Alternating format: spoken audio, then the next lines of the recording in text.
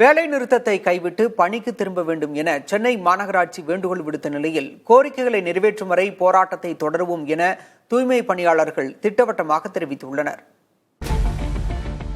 சென்னை மாநகராட்சியின் 5 மற்றும் 6வது மண்டலத்தில் தூய்மை பணிகளை தனியாருக்கு வழங்குவதற்கு எதிர்ப்பு தெரிவித்து தூய்மை பணியாளர்கள் 12வது நாளாக பணி புறக்கணிப்பு போராட்டத்தில் ஈடுபட்டுள்ளனர்.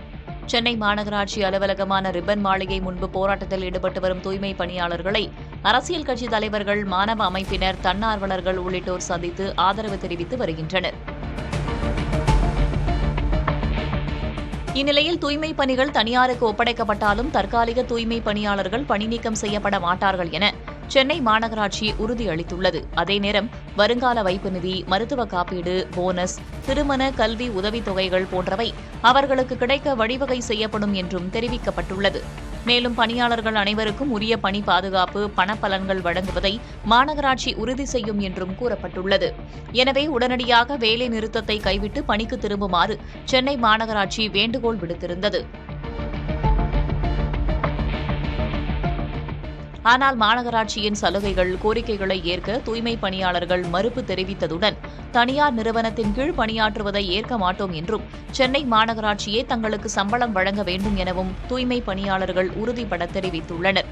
மேலும் தங்களுடன் நகராட்சித்துறை அமைச்சர் KN நேரு, தொழிலாளர் நலத்துறை அமைச்சர் கணேசன் பேச்சுவார்த்தை நடத்தவும் அவர்கள் கோரிக்கை விடுத்தனர்.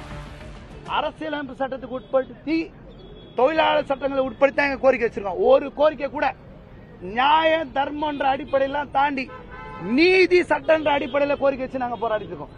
பேருக்கு எங்களுக்கு சும்மா பேச்சுவார்த்தை சொல்லி ஏமாத்தாதீங்க. சம்பந்தப்பட்ட துறை அமைச்சரும் வரதில்ல, லேபர் மினிஸ்டரும் வரதில்ல, யாரும் வரதில்ல. பேச்சுவார்த்தை பொய் சொல்லாதீங்க. எங்களுக்கு உங்க தலைமையில பேச்சுவார்த்தை நடத்தணும். நீங்க தீர்வு காண நாங்க விரும்புறோம்.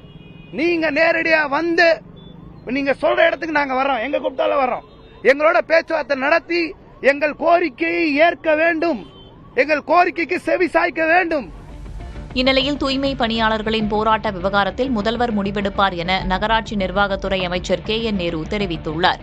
துப்புரவு பணியாளர் என்பது நாடு முழுவதும் பிரச்சனை. அது தலைவர் பார்த்து முடிவெடுப்போம், நாங்கள் பார்த்து முடிவெடுப்போம். இவங்க சொல்றது மாதிரி ஒரே நாளில் செய்யற காரியம் இல்லை. கொஞ்சம் கால அவகாசம் வேண்டும். துப்புரவு தொழிலாளர் அடுத்த ஆளில் நம்ம தொழிலாளிகள் அது அவங்களோட தான் நாங்கள் பேசிக்கிட்டு இருக்கோம். அவங்களுக்கு தேவையானதை செய்து தர சொல்லி நிச்சயமாக முதலமைச்சர் சொல்லியிருக்காரு. பேச்சுவார்த்தையில் முடிவு செய்யப்படும். இதனிடையே தூய்மை பணியாளர்களுக்கு எதிராக அரசு செயல்படுவது போன்ற போலி பிம்பம் கட்டமைக்கப்படுவதாக தமிழக அரசு தரப்பில் சென்னை உயர்நீதிமன்றத்தில் தெரிவிக்கப்பட்டுள்ளது. இது தொடர்பான வழக்கு விசாரணையின் போது தூய்மை பணியாளர்களுக்கு அரசு ஆதரவாக இருப்பதாகவும் கூறப்பட்டுள்ளது.